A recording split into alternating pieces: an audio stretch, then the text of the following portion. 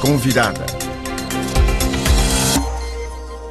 A nossa convidada é Eva Oliveira, pesquisadora de estudos de Médio Oriente na Universidade Alemã de Heidelberg e professora na Universidade Palestiniana Birzeit de Ramallah, com quem vamos analisar toda esta última fase do conflito israelo-palestiniano. Para começar, qual é o ponto da situação que faz depois das últimas mortes, nomeadamente ainda ontem a morte de um homem, um palestiniano que tinha abatido aqui há dias um polícia israelita, depois da morte de uma criança palestiniana de 13 anos. Para começar, eu gostava de dar a volta à situação e falar das mortes dos palestinianos que têm acontecido desde o início de outubro, porque fala-se muito na imprensa internacional dos israelitas que têm sido atacados e têm sido mortos, que são neste momento, acho que é um total de 6. Do lado palestiniano temos neste momento mais de 1.300 feridos e mais ou menos, portanto, à volta de 30 mortos, e isto, digamos que é o ponto da situação. Isto é bastante mais grave,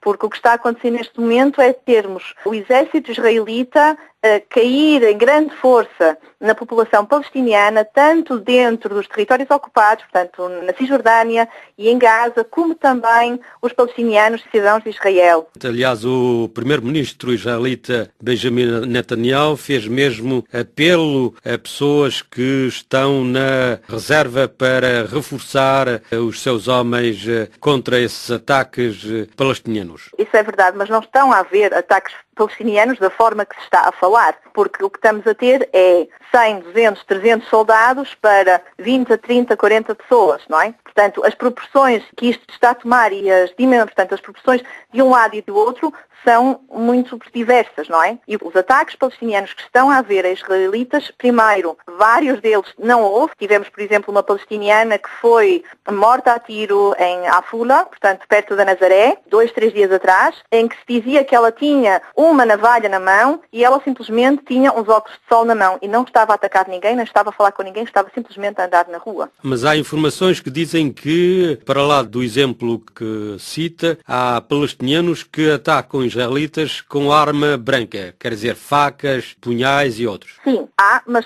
até agora tivemos 6 casos, nada mais do que isso. E se virmos do outro lado o que está a passar, é muito, muito mais grave. Nós acabamos de ter agora, ontem ainda, uma bomba que foi atirada em Gaza a uma família em que matou uma mãe grávida e uma bebê de 2 anos. O que estamos a ver é que as coisas são muito desproporcionais de um lado para o outro, mas só se está a falar de um dos casos, só se está a falar de um lado, não é? Temos que pensar que estes ataques que estamos a ver de palestinianos com facas ou com navalhas, de que tanto se fala na imprensa internacional, que muitas vezes são ataques também de autodefesa. Temos também um exemplo, neste caso, no fundo não aconteceu nada também, que é o caso de um palestiniano, Sadi Alun, também de Jerusalém, que foi cercado por um grupo de colonos no meio de Jerusalém, foi ter com a polícia, ao ir ter com a polícia para pedir ajuda, a polícia matou-o. Isto quer dizer que é também um exagero quando certos setores falam de uma terceira guerra intifada. Não é um exagero, só que uma intifada não quer dizer que haja ataques israelitas.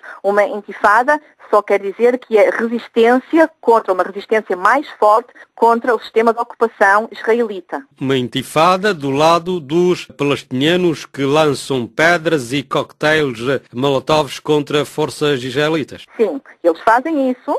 Mas eles fazem isso dentro da Cisjordânia, não fazem isso fora da Cisjordânia, digamos assim, ponto 1. Segundo ponto, não é contra civis, não é? É contra o exército, o que a priori também é uma grande diferença, tanto de poder como de armas, não é? Porque uma pedra em si não tem as mesmas repercussões que uma arma branca ou que uma arma de fogo. E também temos que pensar a quantidade de pessoas que são. Isto é um facto, é um grupo de pessoas que lançam pedras contra todo um exército israelita bem estruturado e bem armado. Exatamente. Mas nós temos informações também que há uma certa divisão no seio dos palestinianos entre o Hamas, que aparentemente está isolado porque não tem o apoio nesta fase ainda, pelo menos, do Fatah de Mahmoud Abbas. Sim. Portanto, isso já é a parte política. Na parte política, sim, há uma divisão entre Hamas e Fatah por causa exatamente do poder, não é? Nós temos o Hamas, que está no poder em Gaza, e temos Fatah, que está no poder na Cisjordânia, e essa divisão existe já desde 2006, não é? E até agora não há uma grande união, portanto, na forma política ou como lidar com esta situação, porque ambas as partes têm medo que, havendo uma intifada e havendo um resultado desejado, que seria o fim da ocupação, tanto uma como a outra têm medo de perder o poder. E como é que explica essa presença desta feita, nesta chamada terceira guerra intifada, de raparigas ao lado de rapazes nestas ações de lançamento de pedras e coquetéis Molotov? Isto não é nada de novo. A mulher palestiniana, ou a jovem palestiniana, digamos assim, não é? Tanto a jovem como a mulher palestiniana são mulheres muito fortes, com grandes presenças, digamos assim, e em todas as intifadas que tivemos até agora, portanto, tanto na primeira como na segunda, mas principalmente na primeira, a primeira intifada foi liderada pelas mulheres, o que hoje as pessoas já devem ter esquecido,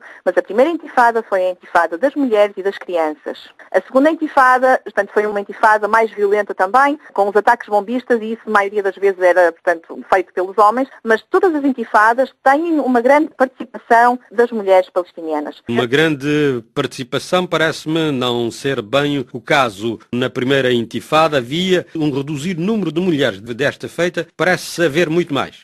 Não havia menos mulheres, só que a forma como estavam organizadas era diferente. Não estavam na frente a atirar pedras, elas estavam organizadas, portanto, num segundo plano, digamos assim.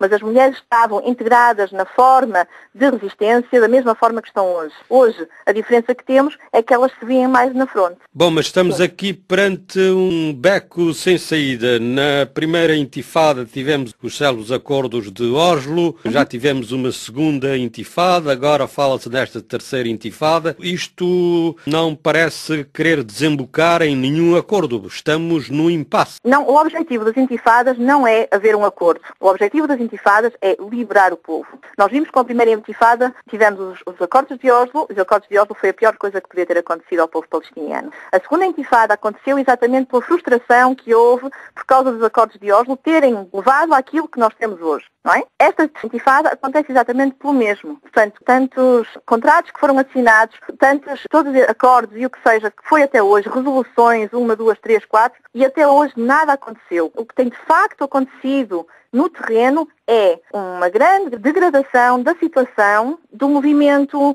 e dos direitos, tudo do povo palestiniano. Por isso mesmo, neste momento está a acontecer isto. Porque o povo não pode mais. Porque a situação, especialmente neste último ano, tem deteriorado muito, muito, muito fortemente. Pois, e muito recentemente, nas últimas semanas, tivemos os eventos violentos aí na esplanada das mesquitas em Jerusalém. Mas como é que vê, então, no seu entender, uma saída para esta nova fase de violência entre os palestinianos e os israelitas? Uma saída, neste momento, ainda não vejo. O que eu vejo é que esta situação está a piorar e creio que vai piorar ainda mais.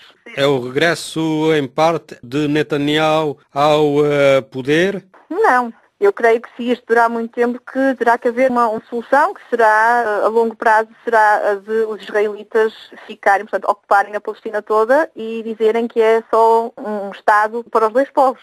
É a única solução possível, porque 2 Estados para 2 povos, portanto, a solução de Oslo não é possível. Isso já está morto e mesmo com estas confrontações não vai ser possível, por causa dos colonatos, por causa das repercussões políticas que têm existido, não é?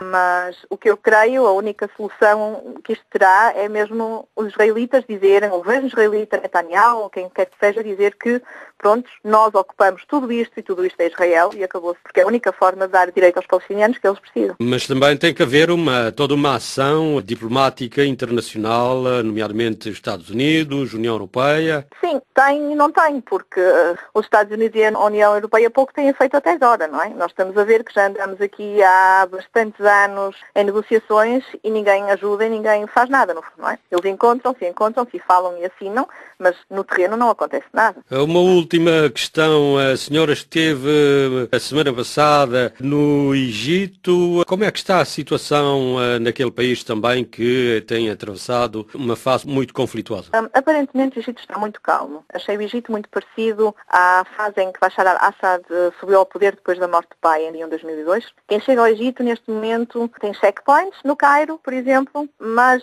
tem uma aparência muito calma, as pessoas saem, divertem-se, os restaurantes estão cheios, portanto, aquele ambiente tenso que se tinha anteriormente, neste momento está escondido, digamos assim, não é? Tem um ar aparente bastante calmo, mesmo na zona das embaixadas, que é uma zona onde já houve agora alguns ataques bombistas, portanto, mesmo naquelas zonas onde já houve problemas e que são mais problemáticas, aparentemente está bastante calmo. Eu fiquei surpresa por aquilo que vi. Eva Oliveira, pesquisadora de estudos do Médio Oriente na Universidade Alemã de Heidelberg e também na Universidade Palestiniana Birzeit em Ramallah, era a nossa convidada. Convidada.